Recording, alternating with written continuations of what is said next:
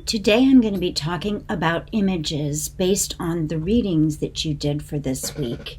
Daniel Boorstin's book, The Image, and Erving Goffman's presentation of self in everyday life.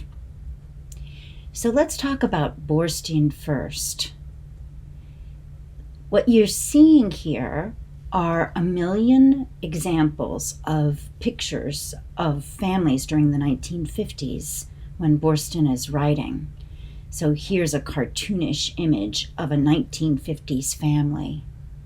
Some more cartoons and some realistic images mixed in. The families are very happy. That's actually Beaver, and leave it to Beaver. They watch TV together. They have cookouts. They enjoy Christmas dinner. These all look like extraordinarily happy families. And the question is, are they really?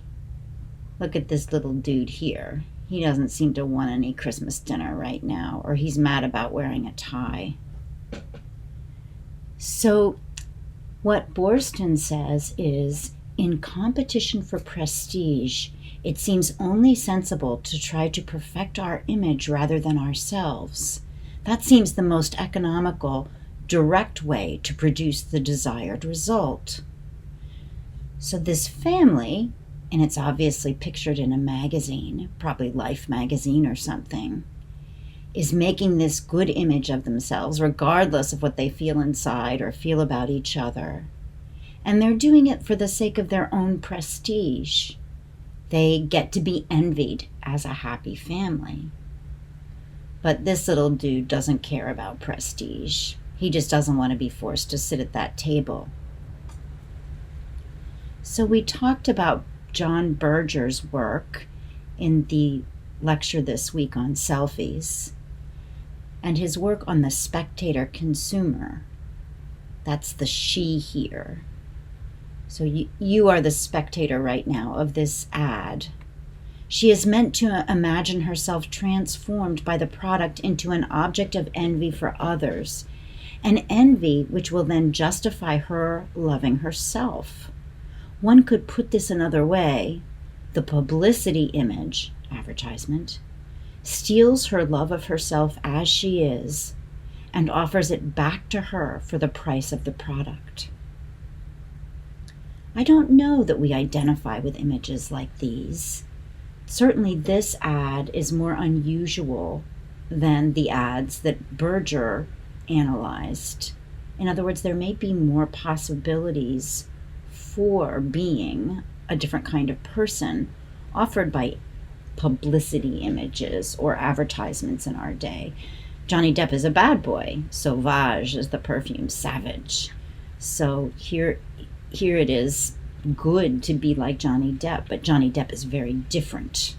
He doesn't look like he'd fit at that dinner table. Of course, there's selfies. These are some students. These are some Texas A&M students. So what we're asking ourselves, are selfies at all like those publicity images in any way? Are they something, as Boorstin would say, that we're trying to fit ourselves into? So now I'm going to talk about Erving Goffman's ideas. So this is a mother, and she's also a graduate. Now imagine how she interacts with her daughter. She's just finished her graduation ceremony, and her daughter says to her, Mom, can we go for ice cream? And she says, no, honey, because we're going back for a big party at home, and we're going to have a big dinner. Here she is getting hooded by her professors. Now her role with her professors is going to be quite different than her role with her child. So if the professor were to walk up, she might turn to him and say, hello, Professor, how are you? And if he were to say, let's go get ice cream to celebrate your graduation, she would then turn to her daughter and say, oh, would you like to get ice cream? Rather than admonishing the child and saying, no, she has to wait till after dinner. And that's because the professor is the boss of her as a student, but she's the boss of her child as a mom. So if the professor says ice cream, they go, whereas if the child says ice cream, they don't. Defining social role as the enactment of rights and duties attached to a given status, we can say that a social role will involve playing one or more parts. And you can see that in this situation. So for instance, she might turn to her daughter and say, "Sweetie, would you like to go get ice cream?" And then turn to her professor and say, "I didn't really use a Lacanian analysis. I was actually working from Kristeva." She's playing two different roles, and you can see them in situations where you're forced to play two different roles with two different sets of or kinds of people. Goffman also talks about characters in the theater. He says a character staged in a theater is not in some ways real, nor does it have the same kind of real consequences as does the thoroughly contrived character performed by a con man. But the successful staging of either being a character in a play or a con man, of these types of false figures involves the use of real techniques, the same techniques by which everyday persons sustain their real social situations. So he's saying we use some of those stage techniques in everyday life as we present ourselves to others. Here's a stage direction I can imagine for this image of the theater. It's directed at Sheldon. I don't remember the actor's name. And what he's told to do is to reassure the old lady that you are an upstanding adult. She looks a little worried, and he's holding her hand and calling to somebody. A stage direction here might be, convince your friend that you know best and that everything will be okay, right? Because this would not be a moment when this young woman here would say, "Oh, hey, Jane, is this eyeshadow too dark?" Like, that's not what you do in that social situation. You're not going to take the role of the needy friend with a needy friend. You're going to take the role of the strong friend who can help the needy friend at that particular moment. This is Hamlet talking to his mother. And so the stage direction, I'm pretty sure, is convince her you're not crazy by speaking deeply from the heart. Have you ever had to do that in real life? So is there a stage direction for selfies?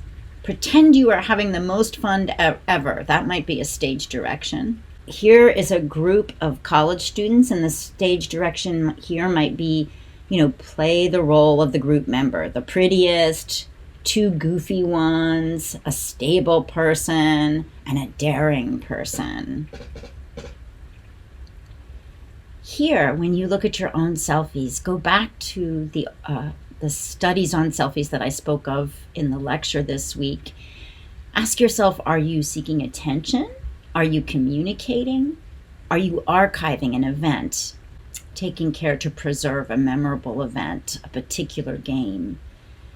Or is it for entertainment that you're doing the selfies? When you post a selfie from a game, do you feel enhanced self-esteem? Is there a stage direction to each of these selfies?